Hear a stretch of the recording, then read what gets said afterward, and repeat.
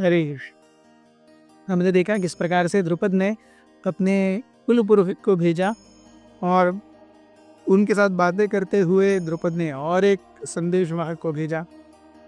पांडवों को द्रौपदी के साथ और कुंती के साथ में राजमहल में बुलाया गया, काम्पिल्य में उनका अच्छे से आदर सत्कार किया गया, यथेच्छ सुंदर स्वादिष्ट भोजन खिलाया गया और अंत में उनका इंक्लिनेशन देखने के लिए टेस्ट किया तो क्षत्रिय निकले।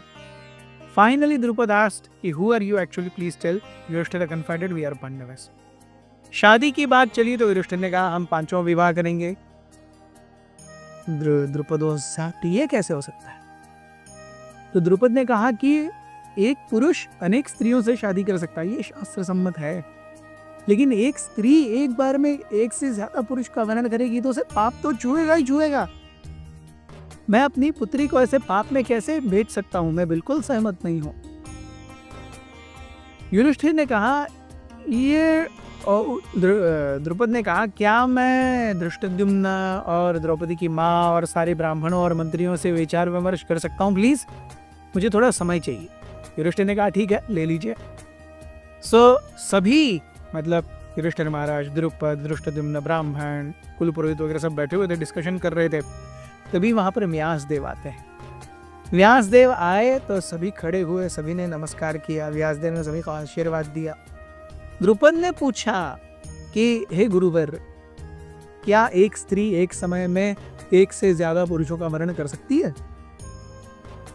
व्यासदेव ने कहा कि निश्चित रूप से यह शास्त्र सम्मत नहीं है। कहीं भी वेदों में या शास्त्रों में एक स्त्री का एक से ज्यादा पुरुषों से के साथ संबंध या अनैतिक ही बताया गया है। लेकिन यहाँ पर एक बहुत ही विशेष बात है।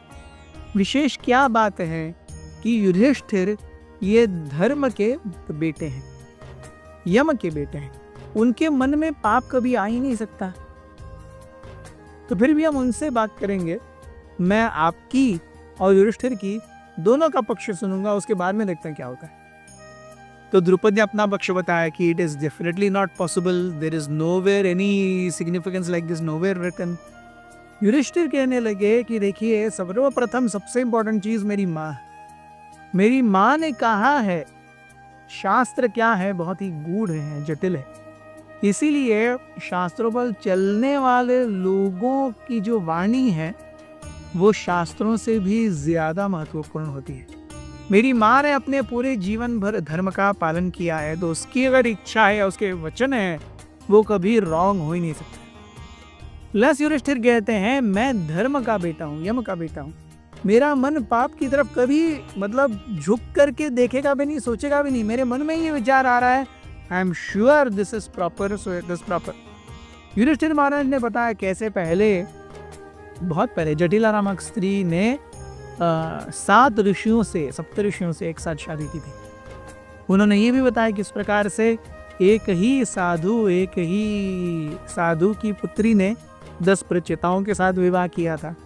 सो 10 प्रचेताओं और सप्तऋषियों की पत्नी एक है, तो there is a precedent. Of course this is a very very uncommon occurrence, but it is not that it has not happened previously. जब ये सुना युधिष्ठिर से, वो कुंती की तरफ मुड़े व्यासदेव। कुंती कहने लगी कि हे गुरुवर, मेरे मुंह से ये शब्द निकले हैं, अब मुझे बहुत चिंता हो रही है कि अगर ये शब्द सही नहीं उतरे तो मुझ पर पाप का पहाड़ टूट पड़ेगा। व्यासदेव ने कहा निश्चित रूप से आपको पाप छुएगा भी नहीं, आप निश्चिंत रहिए। उन्होंने कहा द्रुपद से मैं आपसे अकेले में बात करना चाहता हूँ। द्रुपद को व्यासदेव अकेले एक रूम में लेकर के गए and everyone outside was really panicky, क्योंकि ऐसा कभी न भूतो न भविष्यति, ऐसा कोई सुना भी नहीं है, देखा भी नहीं है। अंदर जाकर के द्रुपद ने कहा कि देखो, ये जो द्रौपदी थी पिछले जीवन में शिवजी की भक्त थी और शिवजी को प्रसन्न करने के बाद में उन्होंने 5 बार कहा था मुझे पति चाहिए, मुझे पति चाहिए, मुझे पति चाहिए, मुझे पति चाहिए, मुझे पति चाहिए। सो शिवजी ने कहा था ठीक है, तुमने 5 बार माना, तुम्हारे 5 पति होंगे। और शिवजी अंतर्धान हो गए थे। व्यासदेव ने ये भी कहा कि देखो, ये सारे जो पांडव हैं ये सब इंद्र के अंश हैं, अलग अलग युगों में। They are all Indra's expansions. और ऐसा कहते हुए उन्होंने अपनी एक दृष्टि प्रदान की द्रुपद को, जिससे द्रुपद पांचों पांडवों को इंद्र के विस्तारित रूप में देख पा रहे थे, अलग अलग युगों में, अलग अलग टाइम फ्रेम में।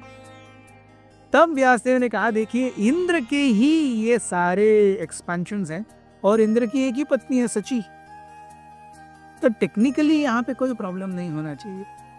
जब भी जिस भी पांडव के साथ में कुंती द्रौपदी रुकेगी, उस समय वो पांडव इंद्र का अंश बन करके रहेंगे।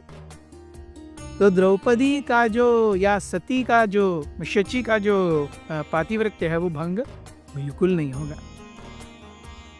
सो ये सारी चीजें थी जिसने द्रुपद को कन्विंस किया। द्रुपद हाथ जोड़ करके व्यासदेव जी के सामने खड़े रहे और कहने लगे, आप त्रिकालदर्शी हैं, आप शास्त्रों के ज्ञाता हैं, आप वेद पारंगत हैं, आप भगवान के निस्सीम भक्त हैं। अगर आपके मन में ये सत्य लग रहा है तो मुझे कोई आपत्ति नहीं है, मेरे भी मन की भ्रांति और धारणाएं दूर हो गई हैं। Let us arrange for Draupadi's marriage to all 5 Pandavas. Hare Krishna. अथ श्री महाभारत कथा।